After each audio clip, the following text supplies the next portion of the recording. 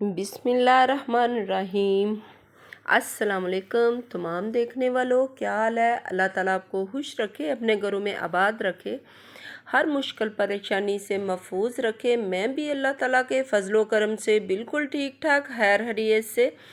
आज हम बनाएंगे प्याज के लच्छेदार पकौड़े जो बहुत ही टेस्टी होते हैं और इनके फ़ायदे भी बहुत ज़्यादा होते हैं।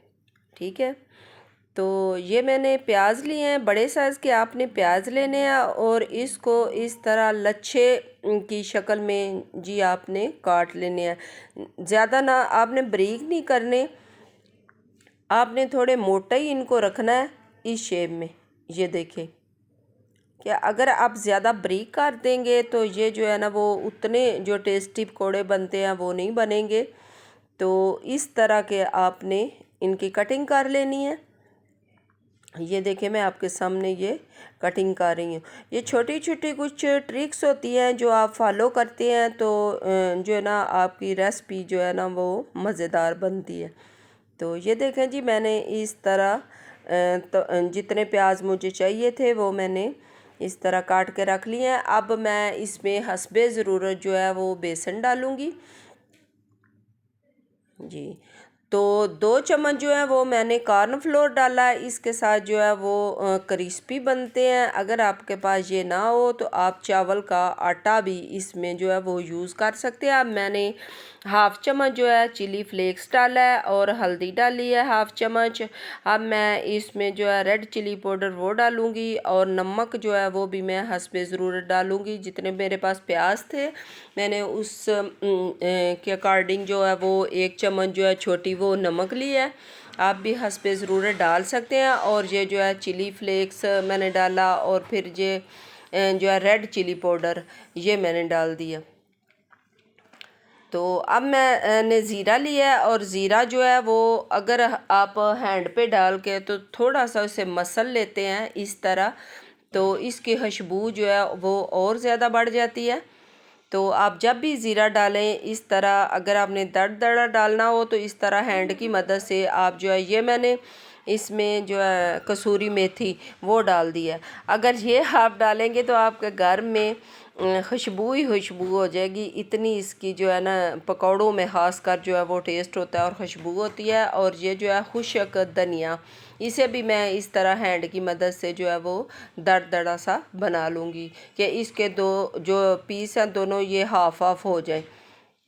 ये गोल दाना होता है ना छोटा, अगर हम इसे हैंड की मदद से इस तरह कर लें तो ये दाना जो है ना हाफ हो जाता है और ये मुंह में भी आता है और जब हम पकोड़े खाते हैं तो बहुत ही टेस्टी होता है।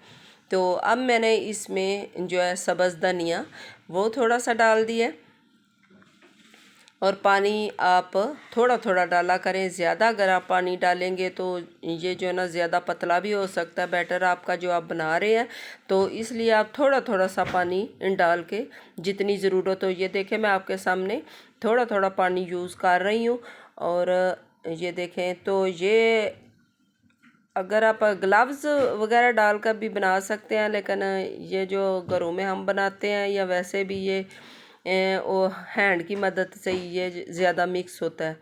ठीक है, तो आप इस तरह आपने अब क्या करना है, तेल जो है ना ज़्यादा गर्म करना है और ना जो है वो बिल्कुल लो रखना है। अगर आप लो रखेंगे तो फिर भी परफेक्ट नहीं बनेंगे, अगर आप तेज़ कर देंगे तो फिर भी जल जाएंगे। ये नॉर्मल जो स्टेज है इस पे ही आपने वो रखना है ऑयल।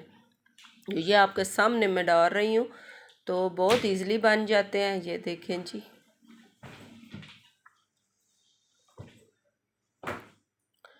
ये जी आप घर पे ज़रूर ट्राई करना और मुझे कमेंट में ज़रूर बताना कि ये किस तरह के बने हैं। तो जी ये देखें, ये देखें बन के तो तकरीबन तकरीबन तैयार हो गया। अब हम इसे डिश आउट करते हैं। तो ये बहुत जल्दी बन जाते हैं और बहुत टेस्टी भी होते हैं। मैंने आपको इस रमज़ान जो है वो 3-4 किस्म के जो है वो पकौड़े बनाने सिखाए हैं। ये देखेंगे, जिसमें ये आज तो हम प्याज के बना रहे हैं, मैंने बंद गोभी के भी बनाए हैं और आलू वगैरह के वो भी बनाए हैं, पालक के साथ भी बनाए हैं।